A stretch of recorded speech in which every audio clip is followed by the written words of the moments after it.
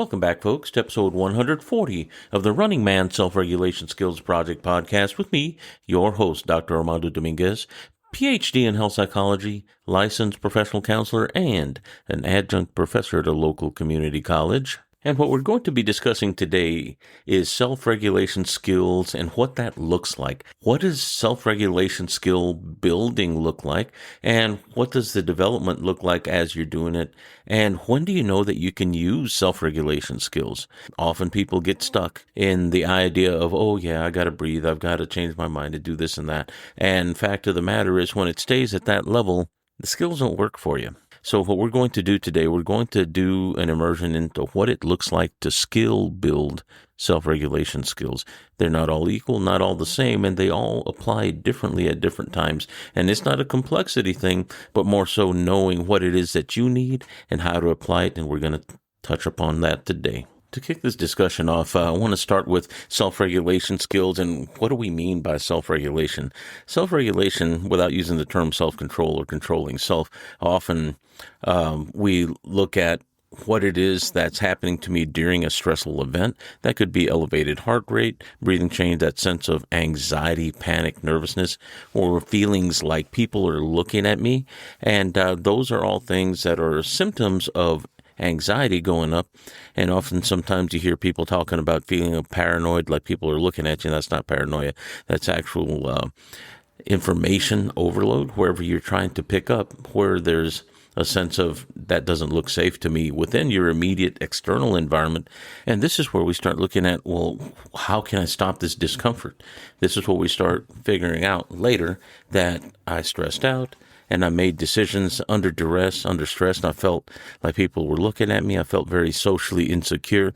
I felt what people call social anxiety in the colloquium, not necessarily clinical level, but at the same time, these are the things that are reported where I feel uncomfortable out and about because there's a sense of vulnerability. Some people don't like to say that word when they're out and about because then that makes them feel like I can't go out and about. That means I'm always vulnerable if I'm always anxious or worried or panicky, and that's not necessarily the case. It doesn't mean it doesn't exist out there, but we tend to jump to the extreme and tend to believe that thought process whenever we're experiencing that. This is where we start reaching for, well, what do I do?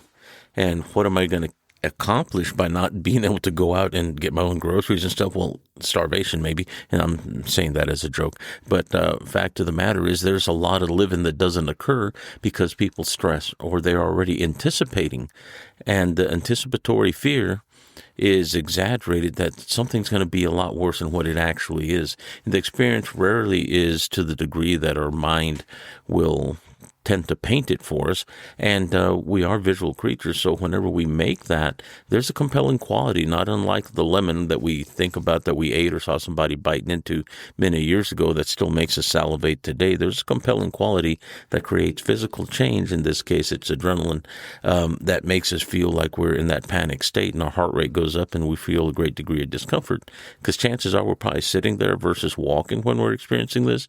So therefore it becomes a little more exacerbated as far as that pressured quality, the blood pressure going up, the breathing changing, and the panicky feelings.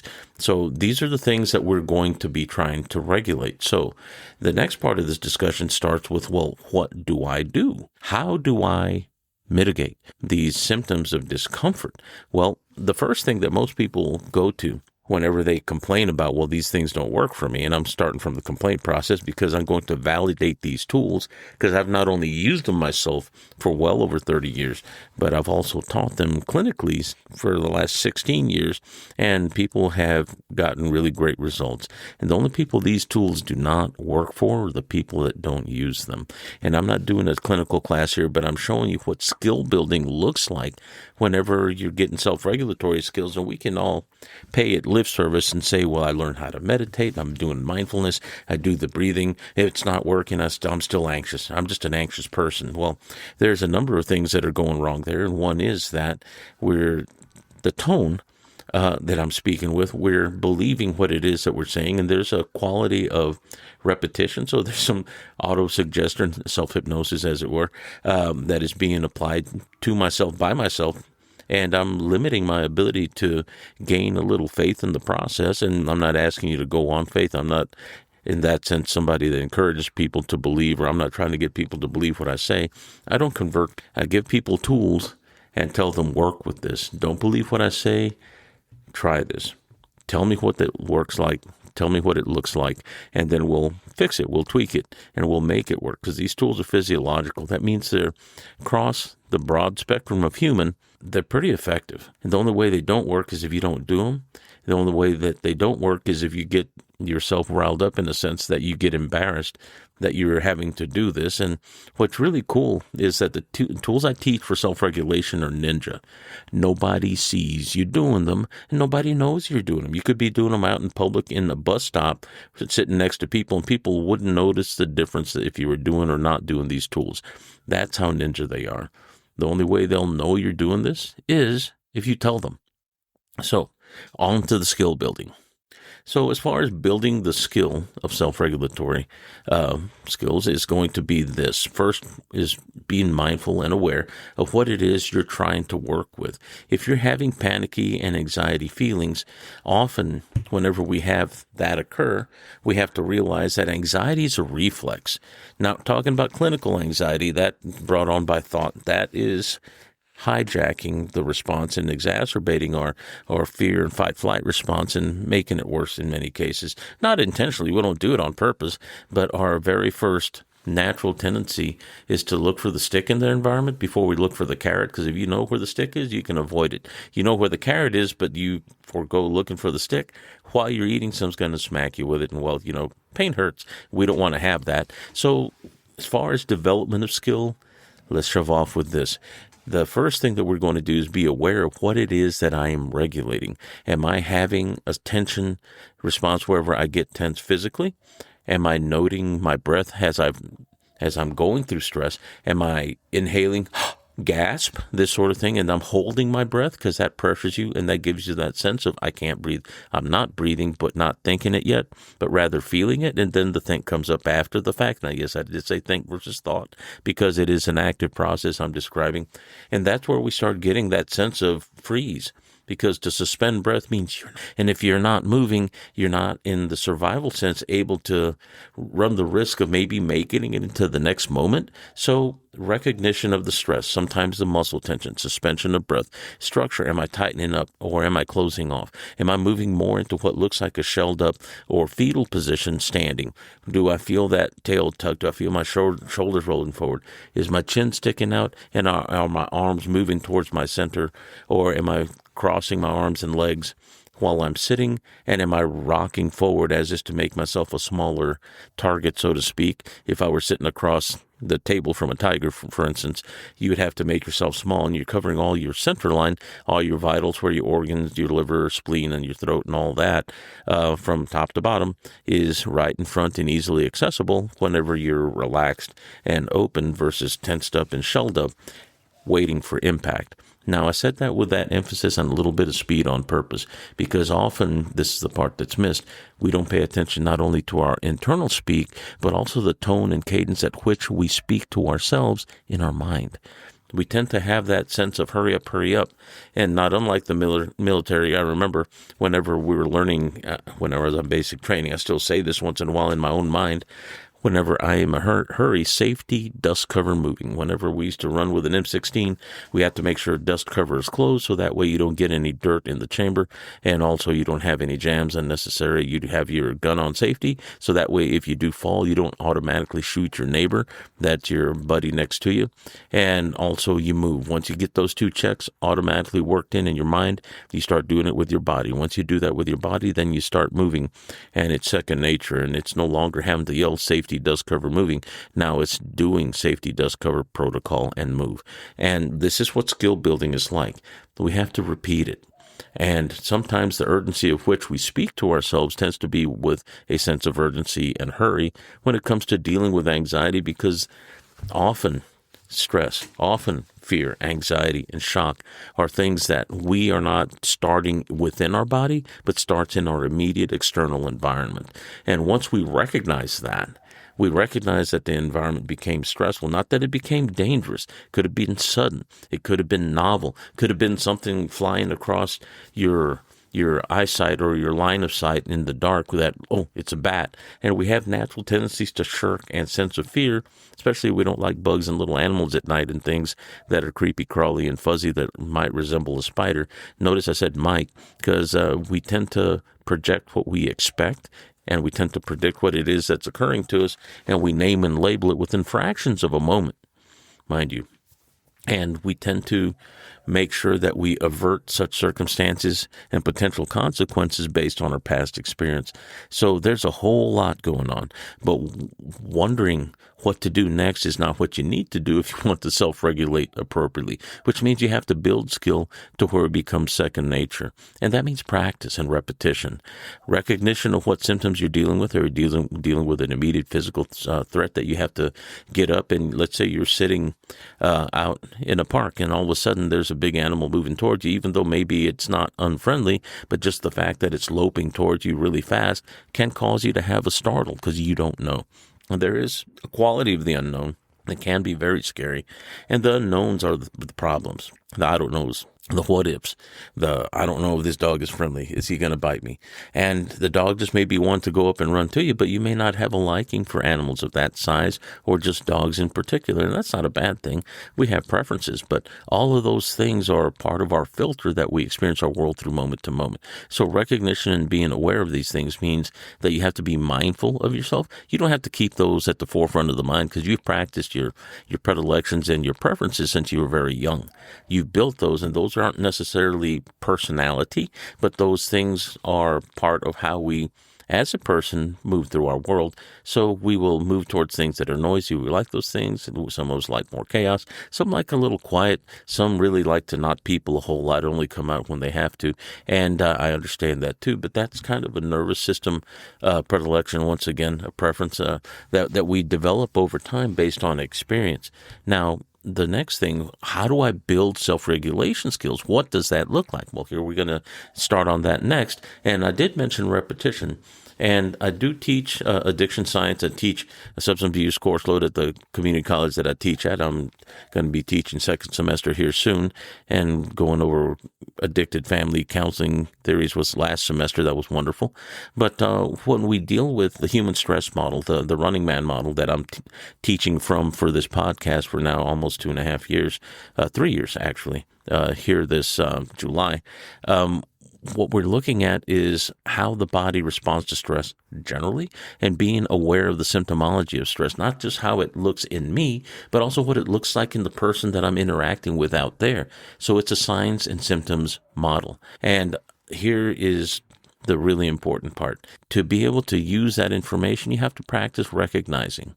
To be able to use that information to benefit you, you have to practice recognizing the symptomology of how I would report a symptom to a doctor. I'm having a headache, I have the sweats, for instance, and I have diarrhea. That's probably the ugliest one, but fact of the matter is when we have such things, we report those to the doctor. That's a symptom. The signs are the things that I read in my external environment by virtue of my ears, my eyes, smell, taste, touch. All of those things are symptoms that I can palpate, not unlike a pulse that we keep our hand on as far as the social environment that may cause me stress. So very important stuff. So what we do when we're doing skill building is repetition. And the reason I mention addiction science is that many things that we become addicted to, whether they be substances or whether it be behavioral, such as, like gambling and porn and shopping and all those things that become problematic that can cost us our livelihoods and even our homes and freedom. These are things that haven't been done just once and all of a sudden you lose everything. Can you lose everything in one gambling episode? Absolutely you can. But that is after a long time of getting that dopamine to override our best reasoning wherever it motivates us to repeat that behavior. Anandamide rides along with dopamine, and that has to do more with the bliss that occurs while we're getting the dopamine high that reminds us, oh, you did that. That felt good. Do this again. And being aware of those things academically helps us develop a plan as to how to manage myself under stress. So here's going to be the repetition part. Addiction is repetition. Football, riding a bike, learning how to kick and punch, all of those you do not get and you're at top speed, top form, at expert level, even what we would call world-class level with the first repetition. It doesn't happen with that one. There has to be a lot of ones, individual pieces that over time you string those together, called practice and repetition, that builds skill over time.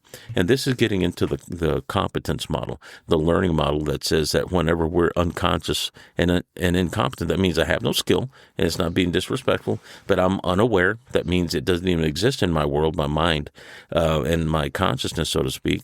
And then whenever I become aware of, oh, that's neat. I remember playing Dungeons and Dragons. It came into my awareness that I had no skill. Years later, I was a dungeon master, and I was running campaigns all the time for about 6 years throughout my junior high and high school years, and it was just kind of part of what I did. And I can't say I became very good at it, but it entered my awareness, and at the very end of the exit, I had become unconsciously competent, meaning a level of mastery, so to speak. And that's the direction we go with skill building. And some of us don't like to work on self-regulation because it makes us feel like somehow that there's presupposed idea that there's something wrong with me. I'm broken. I'm anxious. I'm worried. I'm depressed. I'm angry. That's me. Well, no, that's not you. Your experience is not what defines you. You define who it is that you are as far as identity goes, but the stressors that we experience, if they're chronic enough, we tend to associate ourselves with that and somehow say that that's my fault. And in some cases, if you're bringing trouble to yourself, that's a decision-making process, but we can even effectively work on mitigating the negative choices that we make by learning how to manage the stress that we're in. Our ambient stress, external environment, ambient stress, internal, when we learn how to manage that and regulate to where you have a sense of comfiness, so to speak, that means I have confidence in my skill and I have confidence in my ability to manage my stress. So therefore that comfort level goes up. And this isn't the comfort that people talk about. You shouldn't be comfortable because they don't grow. That's business talk. We're not doing that. We're learning how to manage what it is that is our stress within us so that we can manage and have higher quality of life in greater quantities. And that's what the goal is of self-regulation, getting to the way we're supposed to be: relaxed, healthy, happy, sexy, enjoyable, comical, and being able to connect with people. That's what you want. Those are all the realms and ranges of what we do in our own unique ways, and we want to reiterate, this is a practice thing. You have to practice being happy? Yes. Do you have to practice not being depressed? Yes. Do you have to practice not being anxious? Yes. Well, how do you do that? This is the next part, the how-to, and we're stepping into it right now. First off is recognizing stress and anxiety and anger, that they all have this component of elevated heart rate and also breathing change that's like exercise sitting down, and also tension in the body and reflective thought that manages to look like the stress states that we're in, and knowing that it starts in our body way before it ever gets to our mind at about 1200 milliseconds, or what we call 1.2 seconds, is where our conscious mind picks it up and starts making sense and narrative about, and now I'm telling myself a story that is believable to me because I have all the emotions. That's my evidence. And I like what I think and I trust me. So we tend to like what we think, and therefore we give ourselves authority and give ourselves sway. So how do I practice self-regulation skills? One of the first things is learning how to manage breath. There are two tools that I teach. One is the square breath. It's known as the box breath. If you go on Google, look up box breath. It is a cycle of inhale, count of 4, hold, count of 4, breathe out for a count of 4, and then hold again for a count of 4. And that is probably the most effective tool that I have been using within the last 16 years, once again, teaching people that have been getting off cocaine, getting off of anxiety meds, benzodiazepines in particular, and graduating off of those safely under doctor's care to make sure that they don't go into any kind of withdrawal, and learning how to deal with their stress without having to reach for a pill necessarily. Now, I'm not saying that psychiatry isn't important. It is. There are some people that need those things. I have no problem with that. It's not the end-all be-all, but part of the cure for oneself is to be able to learn how to manage consciously what's going on and realize that you can manage it and that you don't necessarily have to run around with the level of stress you have. But the 4-count breath, the box breath, the square breath, they have little diagrams. It's not 4 seconds hold and not 4 seconds inhale. It's your internal count of 4. Inhale, 1, 2, 3, 4. Hold, 1, 2, 3, 4. Let it go, 1, 2, 3, 4. Hold again, 1, 2, 3, 4. Test this. Don't trust what I say. do it. And when I mean do it, get yourself a stopwatch, get yourself a digital stopwatch that you can look at the readout. Do it for a minimum of 15 seconds. And when I say just do it, I would tell you to do something before you do that. And that's take your pulse. Literally just turn your wrist over, take your pulse for 15 seconds, multiply that times 4, and let's say you get a 20 and it's about 80. You will, on the average, get a drop of heart rate of about 6 to 14 beats per minute on the average, by my experience and by the studies as well. And this is an important thing. That means that our heart is no longer racing as much as it was. It doesn't mean it's going to bottom you out, but it will definitely give you a sense of relief in the immediate moment. Now, whenever you inhale, you don't hold it under pressure. It's not inhale, count of 4. No, it's not pressured, because if you do any kind of gasping or deep breathing, you're doing wrong. Wrong in the sense that you're activating your sympathetic nervous system, and that is only right for survival, speed, wake up, run, fight, flee, that sort of thing. And that has its place. Deep breathing works wonderfully when you already set, and your setting is in that you're on the recliner, you're already relaxed, you have your doors closed, you're nice and safe, you have some music. Deep breathing then, it's very, very calming. But you have to have that set up first. So to be able to do this frequently enough, the 4-count breath, do it wherever you're at, standing, seated, driving. It will not put you to sleep. It is a safe tool. You don't have to tell your neighbor that makes you feel like your self-image is unsafe in their hands. Don't tell them you're doing it. Just do it. But whenever you're doing it, do it in the commercials between the shows that you watch, during the advertisements, and then pay attention to how much more you get out of the shows that you're watching, because your heart rate is down, your anxiety is down, and you tend to be a little more well-focused without having to work hard at focusing. You don't have to tell yourself to focus. You will just have that ability, that bandwidth to be able to pay attention without paying attention. You're already paying attention to what it is that you want to, versus all the stressful things that could cause you to freak out in the environment. Your attention is always on. It's not something that you turn on, it's on. As soon as we're awake, attention is there. And that means energy is there, blood flow and blood sugar being burnt while we're attending to things. So not anything you have to work at. It's just something we have to become aware of and know that you don't have to pay attention. You already are. When we say that, that means someone wants us to be more focused. And a lot of times we're dealing with external environmental factors that detract from the focus, because whatever it is I'm looking at, it's not a survival orientation if I'm looking at that and there's a fight going on in my background. So just to use that as an idea, the competing need for attention is determined by environmental stress, external, environmental stress, internal, and also what it is that I need to do as far as my goal. What do I want to look at? Do I want to enjoy myself, or do I have to do something such as job? So next part, the next tool that I want to show you is something that Andrew Huberman and the Huberman podcast came up with. And, he found it, and he let it out to the world, so to speak, and it's probably one of the more effective tools as well, and that's the double sniff technique. These actually help you deal with the elevation of stress as it's occurring. And this, if you've ever run before, I used to run a lot when I was in my early 20s. And whenever you're breathing, your body naturally does this, where you're inhaling, and you do 2 quick sniffs, and you're not consciously doing, your body resets. Whenever the sympathetic tone in the body goes up, the body naturally wants to knock the tone down a little bit and makes you parasympathetic. It helps you cool off, so to speak. Now, these tools don't take much time at all. And I did talk about skill building. What's that look like? Well, we have to not do them just once.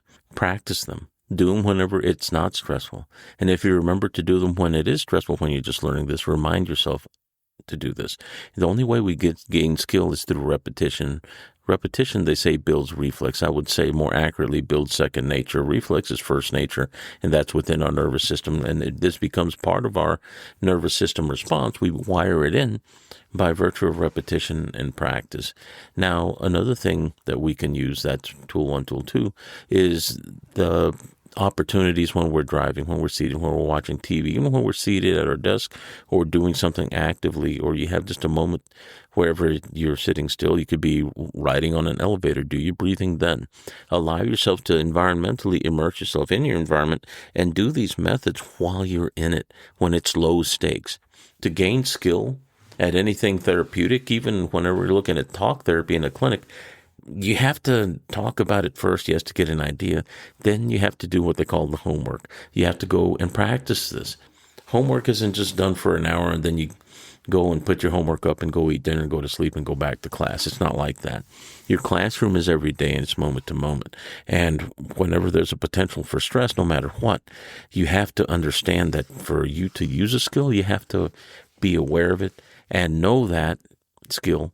And that means you have the requisite knowledge to make it happen. But to really make it work, you have to allow your body to do things naturally to where you no longer have to think about it, where you've gained conscious competence, I'm aware of it, to the point of unconscious competence, wherever it is now, what we would call second nature. Second nature means you don't have to think about it. When things become that natural, they deploy fast. When they become that natural, we also don't have to think a whole lot about it. It just kind of happens.